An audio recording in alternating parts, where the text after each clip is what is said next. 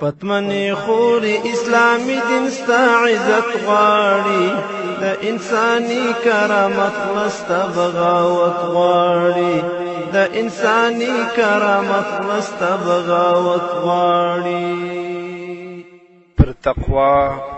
ولاړه کورنۍ خبرې واوره درنو اورېدونکو ستاسو پام راړو د الحاج مولوي محمد یاسین فهیم صاحب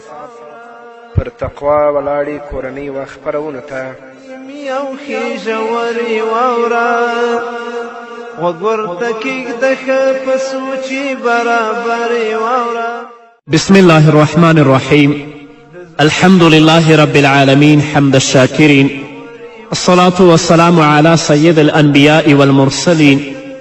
سيدنا ونبينا وشفيعنا ومولانا محمد وعلى آله وأصحابه الطيبين الطاهرين قدرمن اوریدونکو د ژوند د لارې د خپرونې مینوالو السلام علیکم ورحمة الله وبرکاته ستاسو روغتیا او خوشحالي د پاک رب نه غواړم په دې هیله چې د صحت او عافیت جامې پر تن ولرئ او خوشحالي مو په برخه وي دا دی زه محمد یاسین فهیم د ژوند د لارې د خپرونې په وړاندې کولو کې ستاسو په خدمت کې یم زموږ د نن ورځې د خپرونې موضوع بیا هم پر تقوا ولاړه کورنۍ قدرمنو اوریدونکو په ځانګړې توګه مسلمانې خورې ای نسل جوړونکې ای د مسلمانانو ځوانانو مشرانو او لارښودو مورې ته په ژوند کې د خپل مسؤلیت له کبله د الله په وړاندې مسؤوله یې الله به درنه پوښتنه کوي ته ولې پیدا شوې ولې رامنځته شوې ولې د دغې ځمکې پر سر ژوند کوي محمد رسول الله صلی الله علیه وسلم ښځې ته یو ستر ماموریت راوړ هغه یې مور ښځه خور ښوونکې روزونکې سرپرسته او ساتندویه وګرځوله غواړم په دغو خپرونو کې له خویندو او میندو سره پر ځینو مسائلو خبرې وکړم خو هغو خویندو سره چې له الله او د آخرت د ورځې له بدې سزا څخه ویریږي الله رب العزت ټول خلک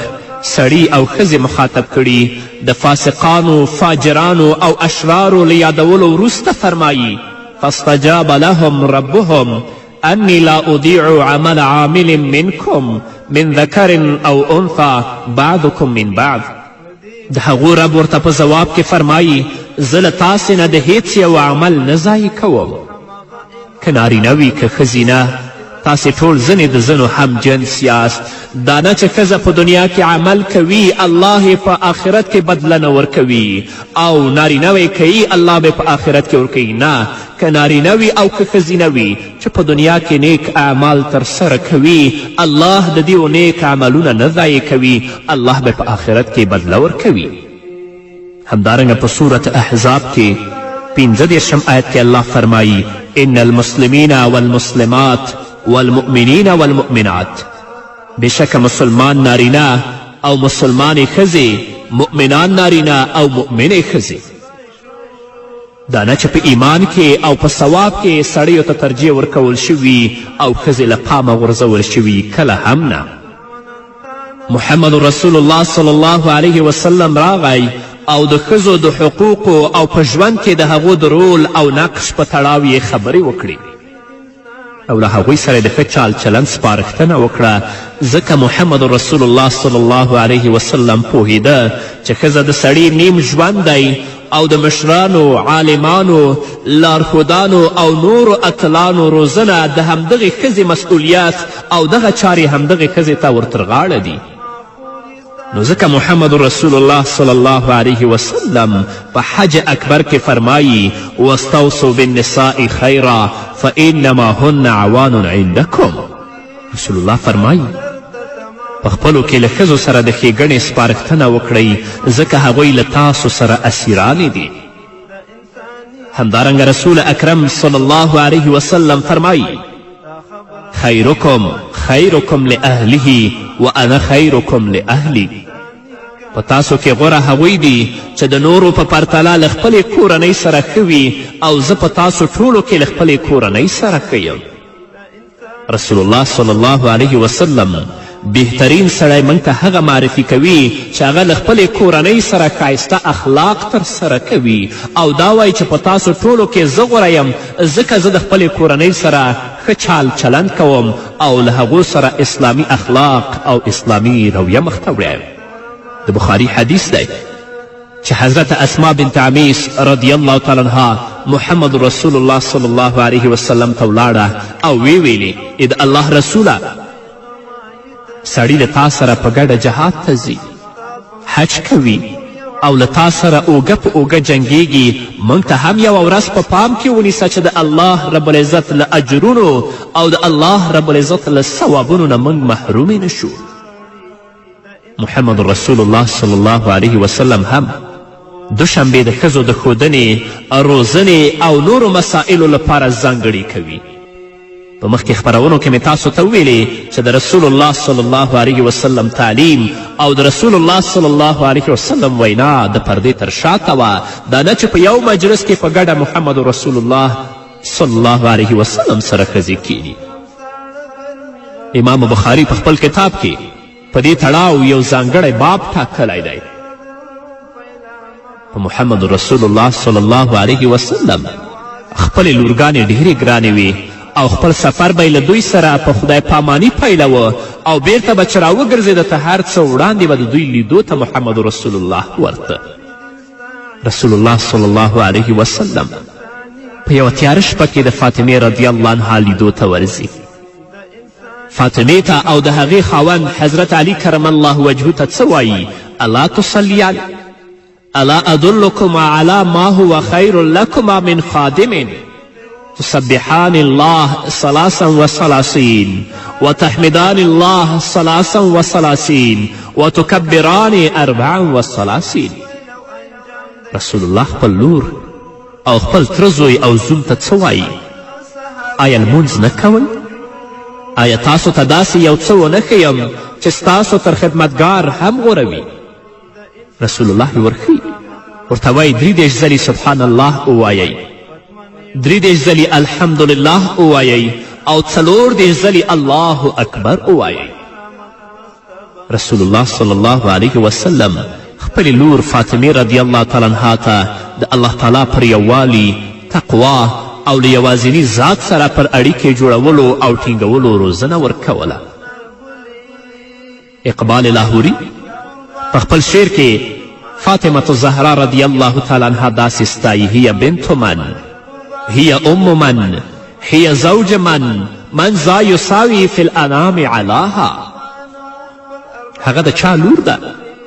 هغه د چا مور ده هغه د چا میرمن ده په مخلوقاتو کې تر هغې غوره څوک دي تاسو پلار ته وګورئ محمد رسول الله تاسو زوی ته وګورئ چې دا د هغې مور ده حضرت حسین او حسن رضی الله عنهما خاوند ته وګورئ حضرت علی کرم الله وجهه بیا څه وایي اما ابوها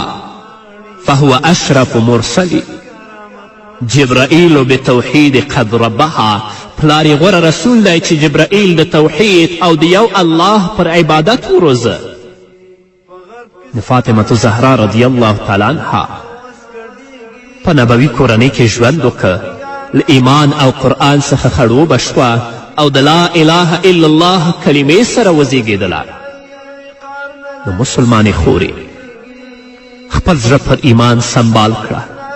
ډېرې ښځې خپل زړونه په سرو او سپینو زرو آباد کړي خو له زړونو یې د ایمان جذبه او قوت کوچېدلی وي هغه د الله رضا د الله محبت د الله سکون او آرامه ژوند له لاسه ورکړی وي ځکه چې یوازې د الله په رضا کې ژوند او خوندیتوب شته په بل هیڅ څه کې هم خوندیتوب او سکون نشته الله په سورة طه کې څه وایي ومن اعرض عن ذکري فإن له معيشة ضنكا ونحشره يوم القيامة أعمى قال ربي لم حشرتني أعمى وقد كنت بصيرا قال كذلك أتتك آياتنا فنسيتها وكذلك اليوم تنسى الله رب العزت فرمایي څوک چې زما له ذکر او زما د نصیحت له درس نه مخ واړوي د هغه لپاره به په دنیا کې تنګ ژوند وي سکون او آرام اطمینان به نه لري او د قیامت په ورځ به موږ هغه ړوند راپاڅوو، د قبر نه به ړوند راپاڅیږي. هغه به ووایي چې ای زما پروردګاره، زه خو په دنیا کې سترګور وم، هر څه مې لیدل، دلته تا ولې ړوند راپاڅولم؟ الله رب العزت به ورته وفرمایي هو، په همدې شان دې زموږ آیتونه چې تا ته راغلي و تاهیر کړي و، هماغسې ته نن هیرول کیږي. چا چې په دنیا کې د الله آیتونه هیر کړل، د الله د احکامو او د اوامرو نه مخ واړوه، په آخرت کې به الله ړوند راپاڅوي. نو ګرانې خورې، ته د الله اوامر مه هیروه، ته د الله احکام مه هیروه. ته متوجه شه چې الله ماته څه وایي، د الله پیغام ماته څه دی، هغه په خپل ژوند کې عملي کړه، داسې نه چې الله دې د آخرت په ورځ ړنده راپاڅوي. ته باید د نیکو ښځو ژوند لیکونه ولولې، وایې ورې او د هغوی پر پل قدم کیدې او د هغوی لاره تعقیب کړې. حضرت آسیه رضی الله تعالی عنها د فرعون ښځه، هغه پوه شوې وه چې د الله پرته کوم بل پالونکی ذات نشته. پر همدغه ذات ایمان راوړ او خپل زړه یې د ایمان له نوره ډک په داسې حال کې چې د هغې خاوند فاجر، دجال او کافر و، خو هغې د رحمان ذات بندگی وکړه او په ډیرې عاجزي سره یې الله ته د دعا لاسونه لپه کړل، داسې ویلې رب ابن لي عندك بیتا فی الجنه ونجني من فرعون وعمله ونجني من القوم الظالمین. څه وایي آسیه؟ ای زما پروردګاره، ای زما ربه، زما لپاره له خپل ځان سره په جنت کې یو کور جوړ که او ما د فرعون او د هغه له عمل نه وژغوره او له ظالم قوم نه ما ته نجات راکړه. علامه ابن قیم رحمه الله لیکي هغه د فرعون په دنګو ودانیو او ښکلو ماڼیو کې تنګه شوې وه، ځکه چې پر هغوی د الله پاک لعنت ویل شوی و. هغې د یوازیني ذات الله تعالی د ګاونډیتوب غوښتنه وکړه، هغې په جنت کې د میشتېدو سوال وکړه، الله پاک هم غوښتنه ومنله او په نیکو صالحو او عارفانو په ډله کې نوم ورثبت که. د هغې نوم یې په خپل کتاب او په قرآن کې ولیکه چې تر قیامته پورې به د هغې نوم پاتې وي او زموږ او ستاسو په ژبه باندې به یادیږي. ته واوره ګرانې خورې، آسیه د فرعون ښځه وه، هغه الله ته د عاجزي لاسونه لپه کوي او دا وایي چې ای زما ربه ماته په جنت کې کور جوړ که، د فرعون او د هغه د بد عمل نه ای الله ماته نجات راکړه. نو تم راشه الله ته دې متوجه شه، خپل جامه وګوره، خپل اخلاق وګوره، خپل ورځنی عبادت وګوره چې د یو مسلمانې ښځې په صفت باندې ته څومره د الله د اوامرو او د الله د احکامو پابند یې. او که خدای مکړه زموږ کړنې د اسلام نه خلاف وي، د الله د اوامرو نه خلاف وي، بیا به د الله د عذاب نه هیڅوک د الله په وړاندې موږ خلاص نه کړي. د حضرت انس رضی الله تعالی عنه مور کله چې محمد رسول الله صلی الله علیه وسلم مدینې ته راغی، هغې د یوې ډالۍ د موندلو هڅه وکړه چې رسول الله صلی الله علیه وسلم ته یې ورکړي، خو د خپل زړه له ټوټې او زوی انس څخه یې پرته بل څه پیدا نه کړل. حضرت انس رضی الله تعالی عنه یې ولمبوه، پاکې جامې ور واغوستلې او عطر یې پې وشیندل. دغه لس کلن ماشوم یې محمد رسول الله ته بوته او ویې ویل ای د الله رسوله، انس زما زوی دی، زما په ژوند کې تر ټولو خوږ او ارزښتناکه دی، تا ته یې ډالۍ کوم چې د ژوند تر پایه ستا خدمت وکړي او ورته دعا وکړه. محمد رسول الله وفرمیل ای زما پروردګاره اوږد عمر ورکړي، مال او اولادونه یې زیات کړي او ګناهونه یې ور وبخي. هغه راځي د خپل زوی محمد رسول الله ته ډالۍ کوي. آیا مورې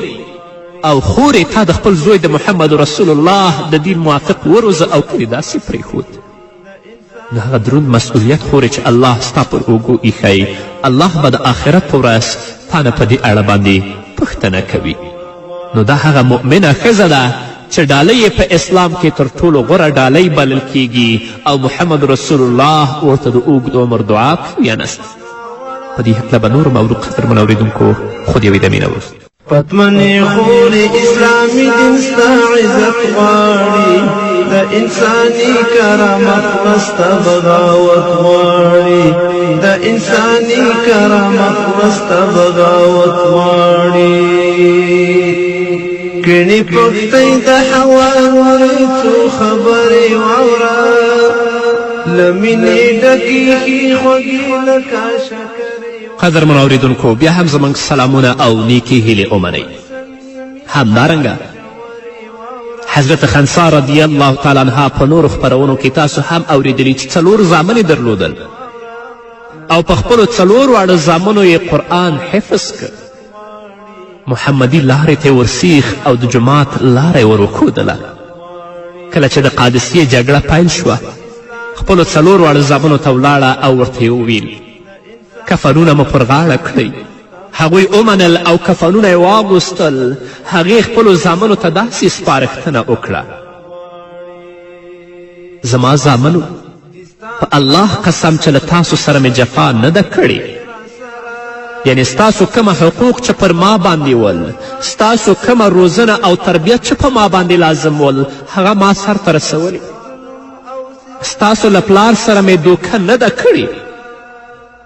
کله چې د جګړې میدان ته ورننوتی د دښمن په اتلانو پسې وګرځئ، هغوی ووژنئ، توره مو وچلوئ، ښایي الله پاک په خپله لاره کې ستاسو په شهادت سره زما سترګې یخې کړي. مسلمانه او نیکه ښځه داسې وي. تاسو د حضرت خنسا رضی الله تعالی عنها ژوند وګورئ چې د خپل اولادونه څنګه روزي او 4 واړه اولادونه د الله رب العزت په لاره کې په شهادت رسیږي او د هغو په مړینه او د هغو په شهادت باندې صبر کوي. د الله رب العزت نه د دوی بدله په آخرت کې غواړي. تا مور خپل اولاد کله داسې روزلی؟ د اسلام مبادی او د اسلام ارکان دې خپلو اولادونو ته کله ورښودلي؟ نو مسلمانه او نیکه ښځه داسې وي او خپل اولادونه د اسلام او قرآن پر بنسټ د یو ذات عبادت ته داسې روزي لکه څنګه چې حضرت خنسا رضی الله تعالی عنها وروزل. همدارنګه حضرت خنسا رضی الله تعالی عنها په خپلو لورګانو اسلامي حجاب واغوست.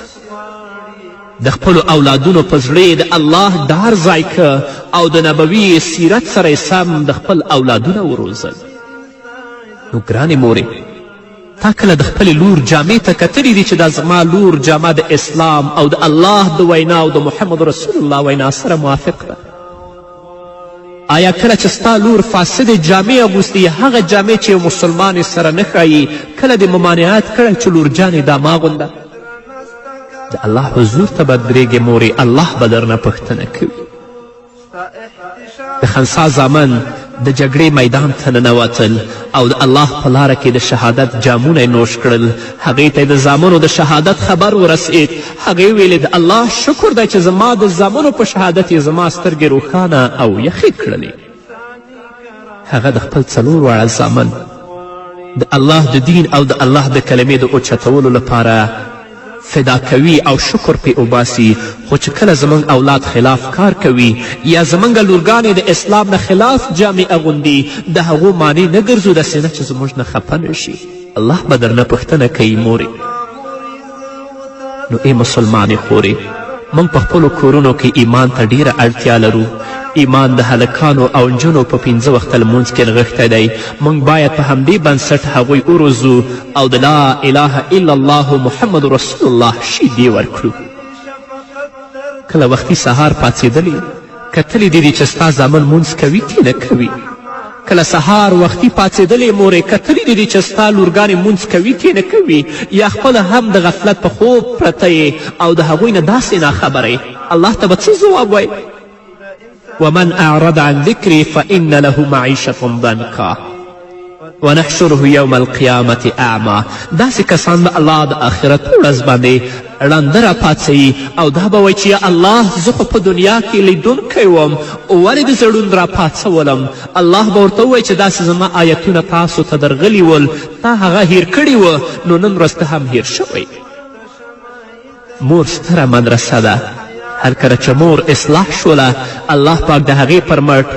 دین او ټولنه اصلاح کوي او بیا همدغه مور وي چې نیکان او غوره انسانان روزي او ټولنې ته وړاندې کوي هر کله چې مور له ماتې سره مخ شي ټولنه ماته خوري او په پایله کې هغه حالت رامنځته کیږي چې موږ په خپل نننی وخت کې ورسره لاس او ګریوان یو ځکه میندو ماتې خوړلې دي د خپلو اولادونو سالمه روزنه نه ده کړې نو ای مورې ستا دې پر الله قسم وي چې د الله دین او د محمد رسول الله رسالت خپل او تقوا غوره کړه ولې تقوا غوره کړه